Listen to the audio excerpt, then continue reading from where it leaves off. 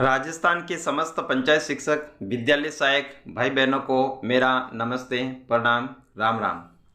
साथियों, काफ़ी लंबा समय हम सभी का चला गया है, लेकिन अभी तक हमारी मुख्य मांग नियमितीकरण से हम काफ़ी दूर हैं। साथियों, मैं भी एक संगठन का छोटा सा सिपाही हूँ। मैं कोई पदाधिकारी नहीं हूँ, लेकिन मुझे जो बातें लग रही हैं या मुझे जो कहनी चाहिए वो मैं कहना चाह रहा हूँ।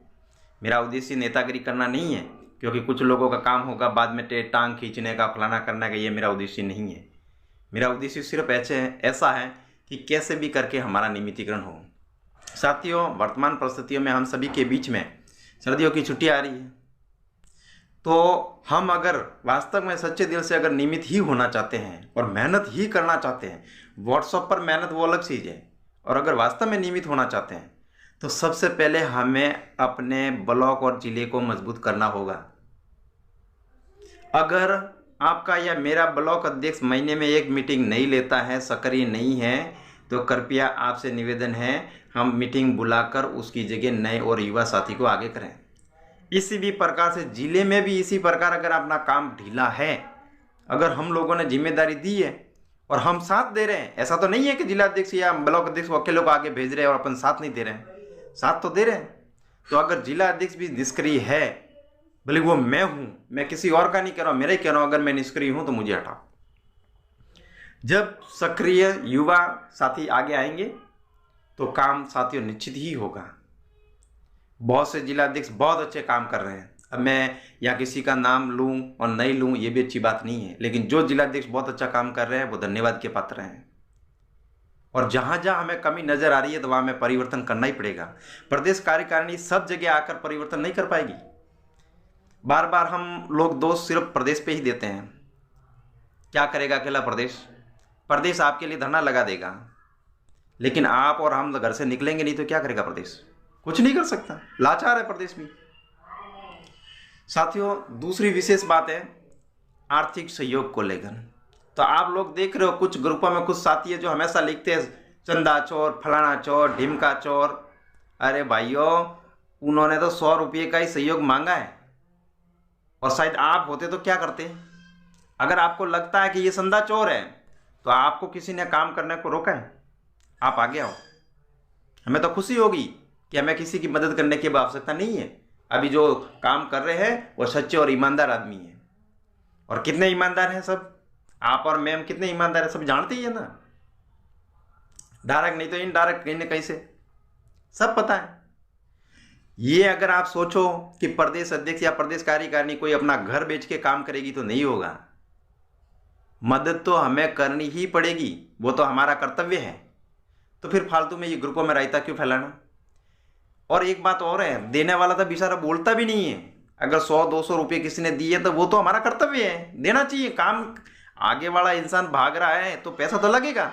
घर से निकलते ही पैसे लगने प्रारंभ हो जाते हैं। मैं आपको यहाँ पे कोई ज्ञान नहीं दे रहा हूँ, क्योंकि मुझे पता है कुछ बुद्धिजीवी बाद में आगे टांग खिंचाई करेंगे इस वीडियो को देखकर। मेरा उद्देश्य ये है, मदद तो करनी पड़ेगी, आपको भी करनी पड़ेगी, मेरे को भी करनी पड़ेगी। मदद और सहयोग दोनों एक साथ देने ही पड़ेंगे, नहीं तो कोई अपना घर बेच के काम नहीं करेगा। सहयोग नहीं करोगे तो फिर किस बात का संगठन? फिर पता है ना, कुछ साथियों का तो स्वभाव सभी को पता है, राजस्थान में लगभग सभी लोग जानते ही हैं। अगर मेरा कोई अच्छा रखे और मैं आगे पास वाले का रखूंगा तो मैं अच्छा हूं, नहीं तो मैं बुरा हूं। समझ गए होंगे मेरे कहने का मतलब। ऐसे लोग भी बहुत हैं। इसलिए ये जो ग्रुपों में फड़फड़ाहट करते हैं ना, इनसे अपने को ज़्यादा दाएं बाएं इधर उधर होने की जरूरत नहीं है। संगठन है तो संगठन में हमें मदद तो करनी होगी साथियों। कभी कभी मैं ग्रुपों में देखता हूं तो कुछ ओछी मानसिकता वाले शब्द कुछ साथी लिख लेते हैं। जातिवाद, क्या होता है जातिवाद? मैंने तो प्रदेश की लेटर पैड पे देखी, मुझे तो कहीं पर भी जातिवाद नहीं दिखा, क्योंकि उसमें लगभग सभी जाति के लोग हैं। आप मेहरबानी करके अभी की लेटर पैड को भी देख लो, पहले की लेटर पैड को भी देख लो, तो आपको भी तो यकीन हो जाएगा कि वास्तव में जातिवाद होता है या नहीं होता है, और होता है तो किस समय हुआ और नहीं हुआ। हमारी एक संगठन के नाते हमारी जाति पंचायत शिक्षक और विद्यालय सहायक ही हैं। बाकी ये आप और मैं कितना भी व्हाट्सएप पे कसरत कर लो, कितना ही ग्रुपों में लिख दो, कितनी ही काली काली पोस्टें लिख दो, इससे कुछ नहीं होने वाला। इन काली काली पोस्ट लिखने की बजाय तो ज़्यादा अच्छा है काम करो। जो मुझे, जहाँ तक मुझे पता है कि जो प्रदेश में बड़ी बड़ी पोस्टें लिखते हैं ना, कोई भी हो, चाहे वो मैं क्यों नहीं हूँ, पता करो कि वो कभी ब्लॉक मीटिंग में जाता है क्या, पता करो वो जिला मीटिंग में जाता है क्या, पता करो क्या उसके ज़िले में कभी जो रसीद वगैरह सहयोग मांगा जाता है उसको कटवाता है क्या। क्योंकि प्रदेश के ग्रुपों में सबसे ज़्यादा पंचायती वो करता है जिसका जिले ये ब्लॉक से कोई लेना देना ही नहीं है। पता है ना अंगुली चलाने में कौन सा बिल आता, नहीं आता बिल। तो साथियों, मेरा तो इतना ही निवेदन है और आपको हाथ जोड़कर विनती है, हमें नेतागिरी नहीं करनी है, काम करना है। काम करेंगे तभी सफल होंगे।